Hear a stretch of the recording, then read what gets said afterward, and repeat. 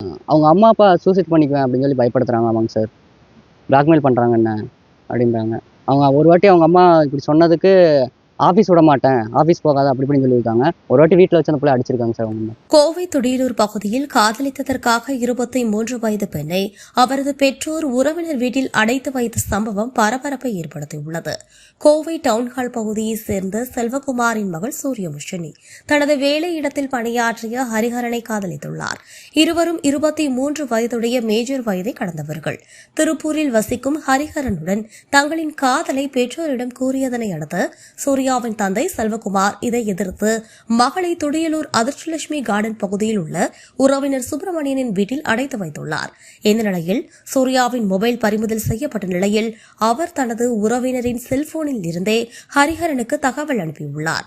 உடனடியாக ஹரிஹரன் காவல்துறையின் அவசர எண் 100க்கு புகார் அளித்தார். துடியலூர் காவல் நிலையத்தில் இருந்து போலீசார் சம்பவ இடத்திற்கு விரைந்து சென்று ஹரிஹரனின் வழக்கறிஞர் வீடியோ ஆதாரம் வழங்கியதனை அடுத்து காவல்துறையினர் இரு தரப்பினரையும் காவல் நிலையத்திற்கு அழைத்து விசாரணை நடத்தியது.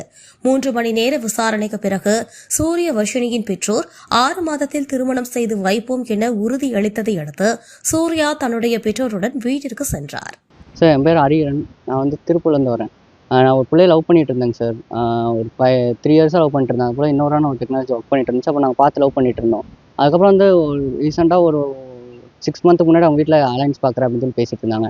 நான் உங்கள் வீட்டில் டைம் கேளு, நான் நானே உன்னை பண்ணிக்கிறேன், டைம் கேளு அப்படின்னு கேட்டதுக்கு அவங்க அம்மாட்ட போய் சொல்லியிருக்கேன். அவங்க அம்மா அடிச்சிருக்காங்க சார். அடிச்சு எல்லாம் வேணாம், நான் சொல்கிற மாதிரி தான் இருக்கணும், எனக்கு பிடிச்ச மாதிரி நீ இருக்கணும், உனக்கு பிடிச்ச மாதிரி இருக்கக்கூடாது, கஷ்டப்பட்டாலும் படணும் அப்படின்ற மாதிரி சொன்னாங்க. நம்ம பிள்ளை இருந்துட்டு என்ன சொல்லிச்சுன்னா, இல்லை எனக்கு வேணாம், எனக்கு பிடிச்ச பையனை கல்யாணம் பண்ணுவீங்க அப்படின்னு சொன்னதுக்கு சிம்மை எல்லாமே பிடுங்கி அவங்க அத்தை வீட்டில் உட்கார வச்சிட்டாங்க சார். மெசேஜ் பண்ண முடியாது. பாத்ரூம் போனால் கூட பின்னாடி ஒரு ஆள் வராங்களாம்மா, அந்த அளவுக்கு பண்ணி வச்சிருக்காங்க.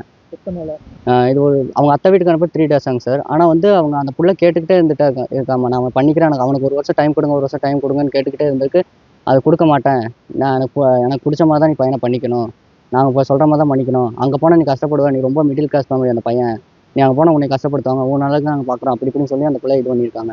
2 days கன்வின்ஸ் பண்ணிட்டு இருக்காங்க நமக்கு சார் எல்லாருமே. அந்த பிள்ளை நான் ஸ்ட்ராங்காக இருப்பேங்குது. அந்த பிள்ளை பேசின எவிடன்ஸ்லேருந்து, அந்த பிள்ளை எனக்கு அனுப்பின ஃபோட்டோலேருந்து, அந்த பிள்ளை இருக்க சாட் வரைக்கும், அந்த பிள்ளை வாய்ஸ் மெசேஜ் வரைக்கும் என்கிட்ட எல்லாமே இருக்குங்க சார். அந்த பிள்ளை சொன்னது வேறு எதாவது மிரட்டல்னா, அவங்க அம்மா, அப்பா சூசைட் பண்ணிக்குவேன் அப்படின்னு சொல்லி பயப்படுத்துறாங்களாமாங்க சார்.